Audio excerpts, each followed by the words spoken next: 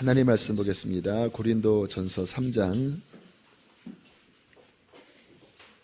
10절에서 15절까지 말씀을 교독하시겠습니다. 고린도전서 3장 10절에서 15절까지 말씀 보겠습니다.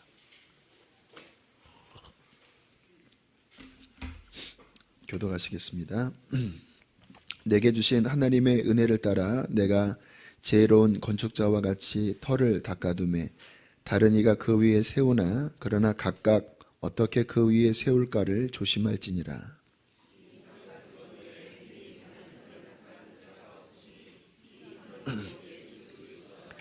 만일 누구든지 금이나 은이나 보석이나 나무나 풀이나 집으로 이 터 위에 세우면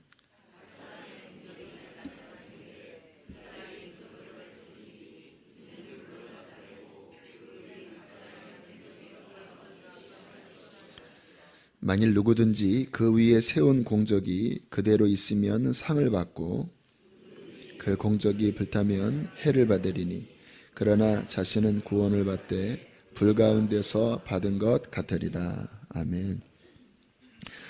어제 상급에 관한 말씀을 잠깐 나눴습니다. 근데 오늘 본문이 그 부분에 대해서 많은 것들을 담고 있습니다. 그래서 오늘은 이 본문 중심으로 말씀을 좀 나누려고 합니다. 적절한 예일지는 모르겠지만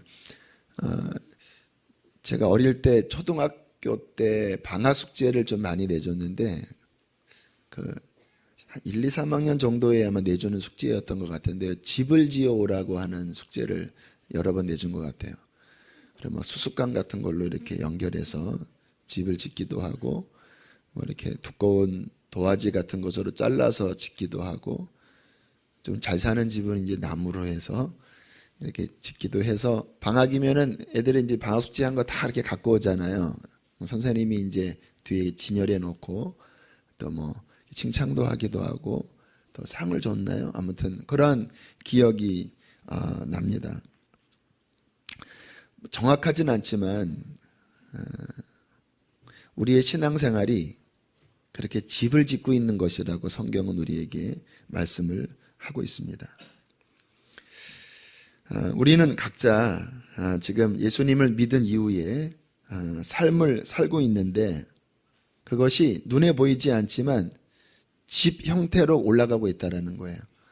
그리고 주님 앞에 가면 마치 그 학생들이 방학에 어떻게 집을 잘 져서 선생님에게 보이듯이 그 각자의 인생에 지은 집이 주님 앞에 서는 그날 어떠한 집을 지었는지, 어떠한 재료로 지었는지, 어떻게 지었는지가 드러난다고 성경은 말씀하고 있는 거고요. 그리고 그 집대로 상을 받을 것이다. 그 집대로 라고 말씀을 합니다. 이 무슨 말씀인지 좀 알듯 말듯 하지요.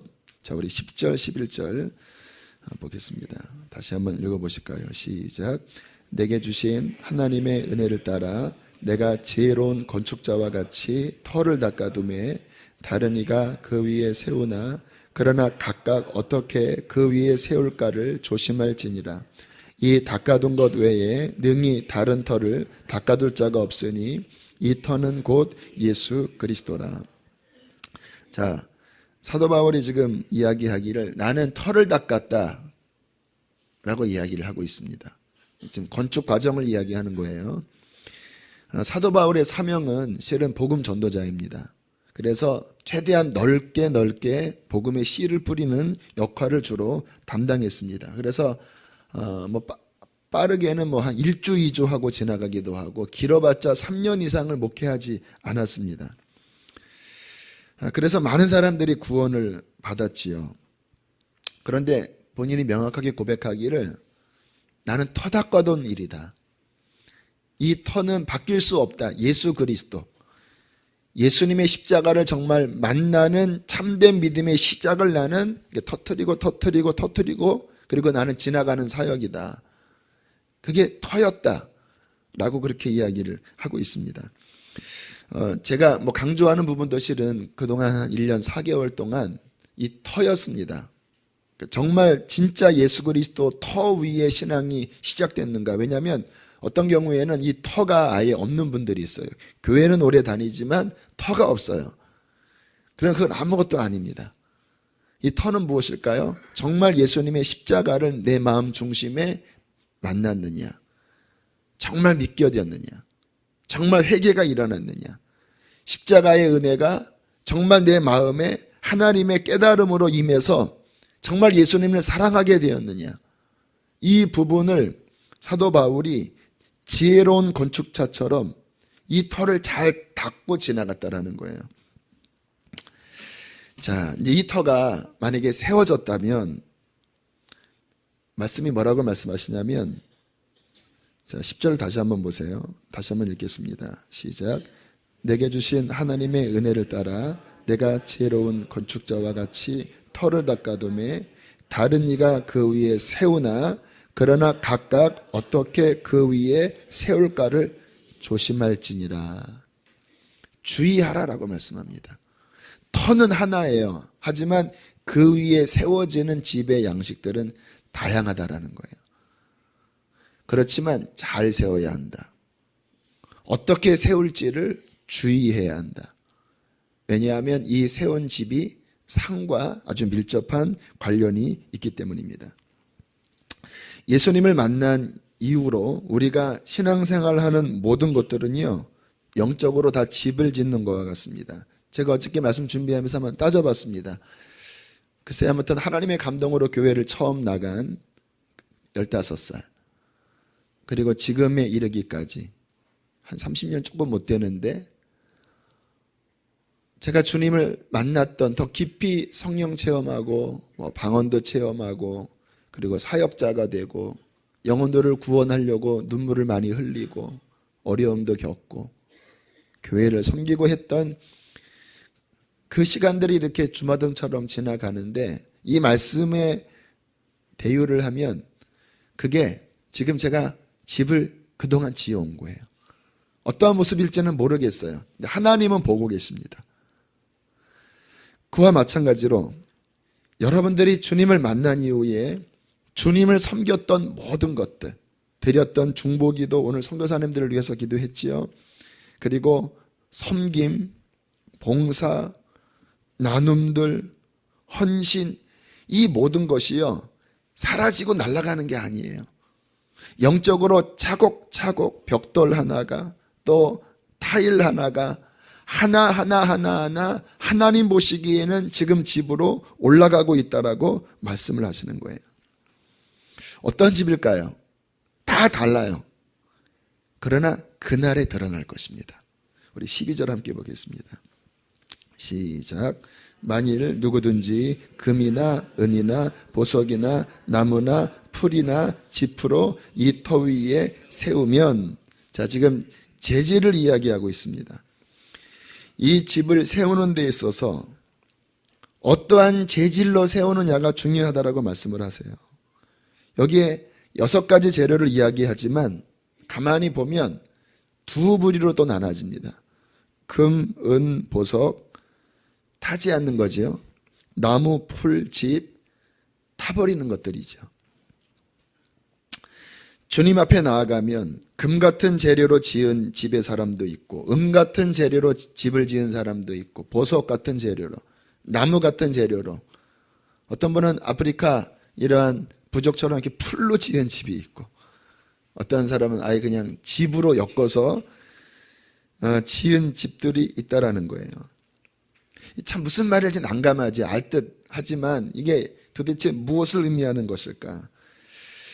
제가 주님을 만나고 신앙생활을 하면서 이렇게 주변에 여러 사람들을 만났습니다. 목회를 하다 보니까 더 많이 만났죠. 그런데 참 신기한 게 다 달라요.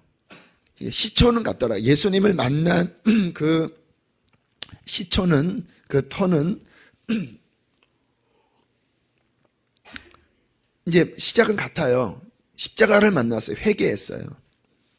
그런데 그 이후에 지어지는 집들의 모습, 신앙의 양태를 보니까 이게 백인백색이에요. 백인백색.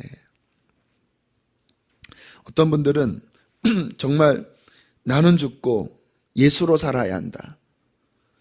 그 복음에 미쳐갖고 정말 말씀 그대로, 이 말씀의 수준이 너무 높지만 그게 진리라고 외치면서 정말 자기를 부인하고 십자가를 붙잡고 24시간 주님만을 바라보려고 애를 쓰면서 좁은 길을 들어가라고 애를 쓰면서 선교 완성을 이루어야 한다고 몸부림치면서 그렇게 높고 거룩하고 좁은 길을 향하여 온 몸을 기울여 달려가는 사람들이 있더라고요. 뭐 우리 유기성 목사님, 박보영 목사님, 김영희 선교사님 이런 분들 보면 그냥 정말 말씀 그대로를 살려고 몸부림을 치면서 그 거룩한 길에 그렇게 살아가는 그러한 분들 참 존경스럽습니다. 그러한 분들이 있어요. 근데 또 어떤 분들은 마음에는 원해요. 맞다라고 인정은 해요. 하지만 육신이 약해서 그렇게 온전히 살지는 못해요. 넘어지기도 해요, 이렇게. 하지만 또, 그게 결론이지 하면서 또 그 길을 막 걸어가려고 하고, 그러다가 넘어지면은 막 애통해하고 하는 그러한 분들도 있고, 어떤 분들은 이게 뭐 그러한 정말 성경대로 신앙생활 하는 것을 부인하는 건 아닌데, 근데 보면 많이 인간적이에요. 그러니까 그것도 좋고 이것도 좋고예요. 어떻게 꼭 그렇게 삽니까? 물론 좋아요. 이렇게 철저하게 주님 뜻대로 사는 거 좋지만 꼭 어떻게 그렇게 살아요. 그래서 인간적인 것들을 허용합니다. 두 번째 이야기한 사람들은 허용하지만 괴로워합니다. 이분들은 그렇게 괴로워하지 않아요. 그냥 이것도 품어요. 자기 부인을 안 하려고 그래요. 그래서 화를 낼 때는 화를 내고, 그리고 적당히 욕심 부릴 땐 욕심 부리고, 그리고 세상적인 타협할 때는 가끔 타협도 해주고, 미워도 할 사람은 미워하고, 욕심 낼 때는 욕심도 내고, 뭐 그러한 좀 이상한 부류의 분들도 계시고요. 또 어떤 분들은 뭔가 일은 해요. 주님을 섬기긴 하는데 영적인 열심은 별로 없어요.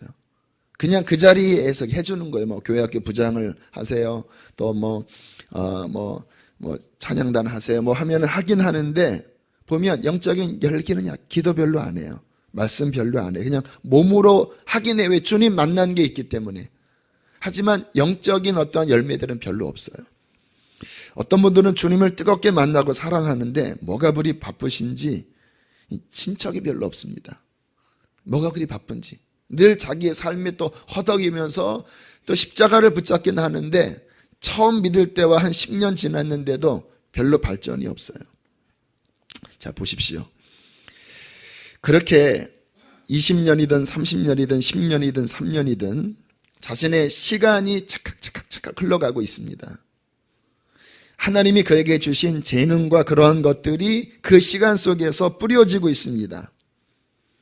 그런데 그게 하나하나 차곡차곡 쌓여져서 우리는 안 보이지만 하나님 보시기에 그 인생의 집으로 어떻게 믿었던지 간에 다 드러난다라는 건데, 자, 죽었습니다. 이제 그분이. 지금 제가 열거했던 그러한 다양한 분들이 죽었는데 감사하게 주님 안에서 죽었어요. 어쨌든 정말 십자가 붙잡고 회개하고 구원 얻는 믿음 가지고 돌아가셨어요. 이제 그 다음 무슨 일이 벌어질까요? 영원한 상급과 심판의 그날이 우리에게 주어집니다. 크리스찬들은 심판 없잖아요. 있습니다. 상급에 관한 심판, 오늘 그 부분 말씀을 드리는 거예요. 자, 13절을 함께 보겠습니다. 13절 시작.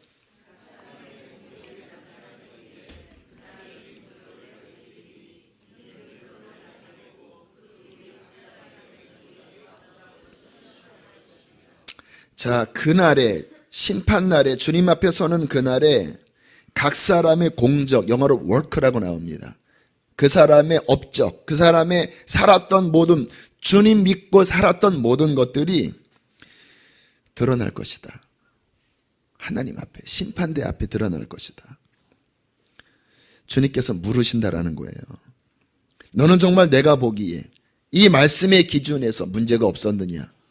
왜냐하면 심판은 공정하기 때문에 그래요. 물어보십니다.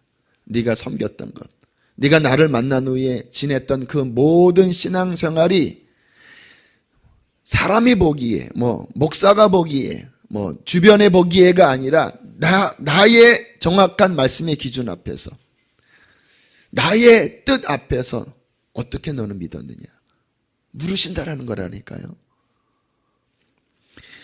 우리 4장 5절을 한번 참고를 했으면 좋겠습니다. 4장 5절 함께 읽겠습니다. 4장 5절 시작. 그러므로 때가 이르기 전 곧 주께서 오시기까지 아무것도 판단하지 말라. 그가 어두움에 감추인 것들을 드러내고 마음의 뜻을 나타내시리니 그때에 각 사람에게 하나님으로부터 칭찬이 있으리라. 그날에 그 마음 중심 안에 있는 그 진짜가 드러난다라는 거예요. 숨은 뜻이 드러난다라는 거예요. 우리가 보기에는 누가 잘 믿었는지 잘 몰라요. 저기 강 목사 어떨까? 실은 몰라요. 겉으로는 제가 이렇게 사역을 해도 하나님 보시기에는 저 믿을 수도 있고요. 정말 저 한 구석에서 말없이 섬기지만 그날에 주께서 그 중심이 드러냈을 때 그가 금과 같은 믿음을 가진 사람일지 주께서 그날에 드러내신다라는 거예요. 자, 그런데 오늘 성경에 보니까 좀 이해하지 못할 말을 하고 있습니다.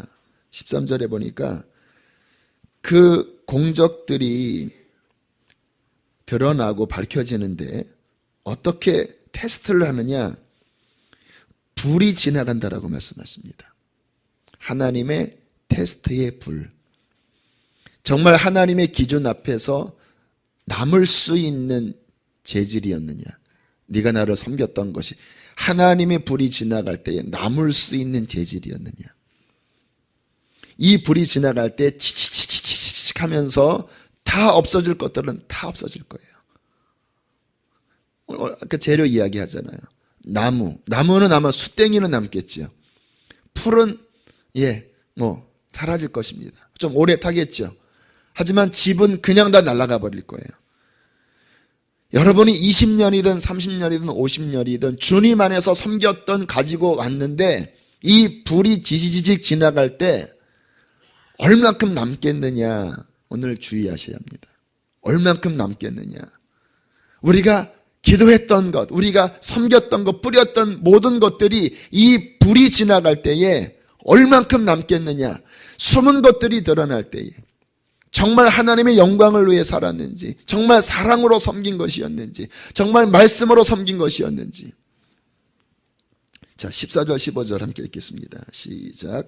만일 누구든지 그 위에 세운 공적이 그대로 있으면 상을 받고 누구든지 그 공적이 불타면 해를 받으리니 그러나 자신은 구원을 받되 불 가운데서 받은 것 같으리라.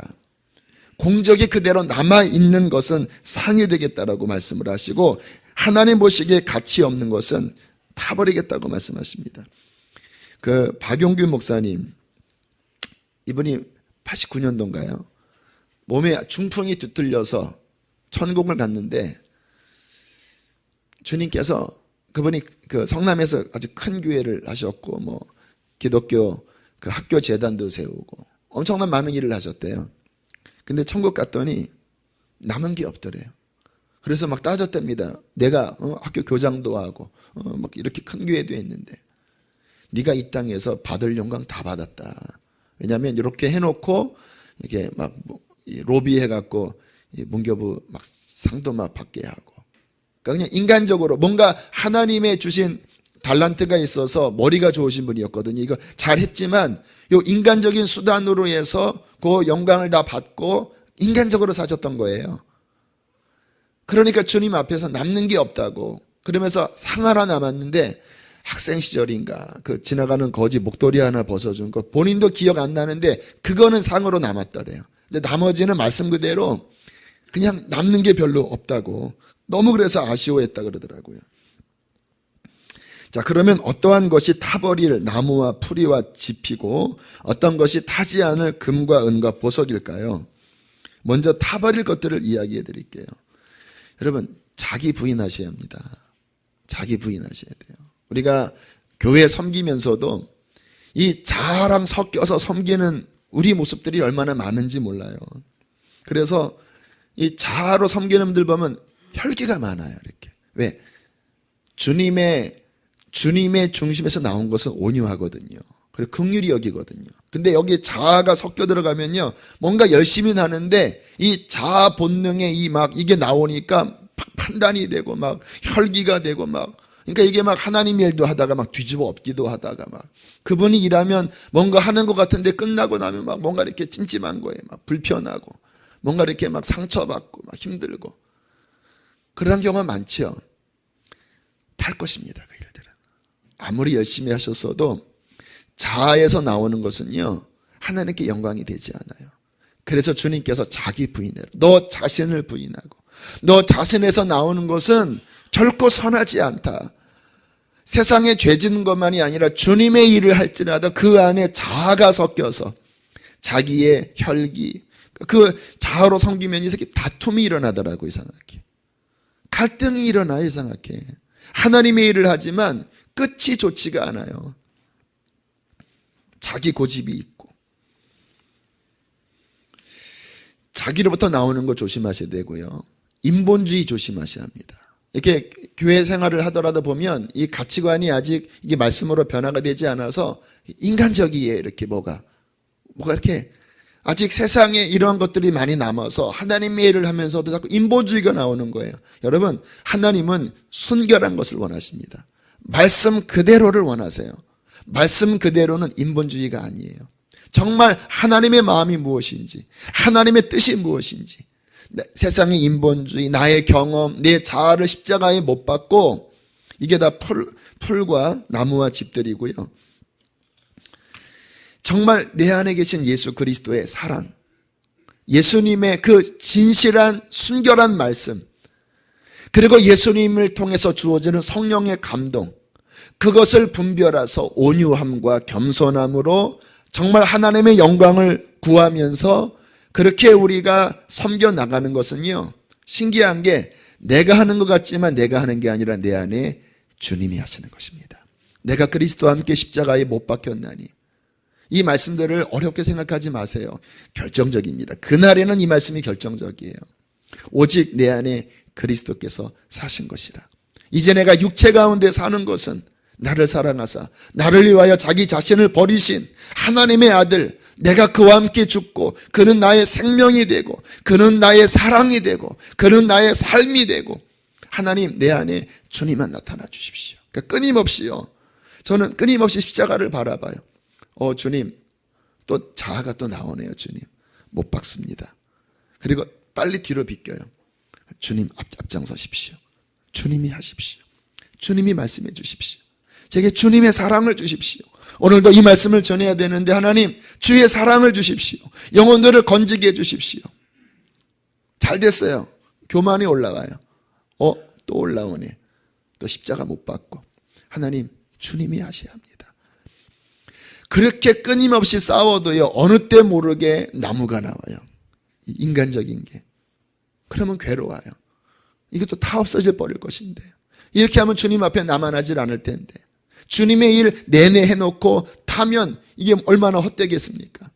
또 나를 부인하고 주님 뜻 찾고. 여러분, 특별히 하나님의 말씀에 주의를 기울이셔야 합니다. 결국 말씀의 기준대로 심판하실 거예요. 요한복음에 내가 한 말이 그날에 너를 심판할 것이다. 주님의 하신 말씀은 1.1의 변함이 없을 것입니다. 오른손이 한 일, 왼손이 모르게 하라. 이 땅에서 다 너 받지 말아라. 받지 말아라. 정말 주님 바라보면서 말씀 살피면서 내 안에 주님 드러내면서 사랑으로 하셔야 합니다. 선화목적교회 이상춘 장로님, 교도소 선교 평생 하셨던 아주 훌륭한 장로님이신데, 몇 년 전 돌아가시기 전에 저랑 임지현 목사님이랑 분당 서울대병원 방문했던 이분이 마지막에 그동안 사랑하지 못한 것이 얼마나 후회스러운지 모른다고, 목사님, 제가 겉으로는 열심히 잘한 것 같았지만 정말 내가 사랑하며 살지 못했습니다. 정말 목사님 사랑하지 않았습니다. 지금 죽을 날이 다가오니까 내 삶이 다 주님 앞에 부끄러운 것밖에 없다고. 실은 그런 분 아니에요. 그분은 큰 상을 받을 분이에요. 그런데 마지막 그 하나님의 빛 앞에서 그 아쉬운 것이 좀 더 사랑했다면, 좀 더 품었다면, 진실로 사랑했다면 더 주님 앞에 잘 설 수 있었을 텐데. 여러분, 금으로 집을 지으십시오. 은으로 집을 지으십시오. 보석으로 집을 지으십시오. 말씀과 예수 그리스도와 사랑으로 날마다 차곡차곡 집을 쌓아 나갈 때, 그날에 여러분의 삶의 공적에 불이 지나갈 때에 정말로 99.9%가 주님 앞에 남아서 영광 돌리게 되기를 축복합니다. 말씀 기억하면서 만약에 다 없어질 것들을 그동안 내가 교회에 섬긴다고 섬기면서 했다면요, 다시 오늘 철저하게 회개하십시오. 하나님, 내 자아가 들어갔습니다. 화를 내니까, 분열이 일어나니까, 내가 가는 곳에 하나님 인간적인 마음 이제 다 못 받고 정말 주님의 정금과 같은 모습만 나타나게 해달라고 주님 앞에 뜨겁게 기도하는 새벽 되기를 원합니다.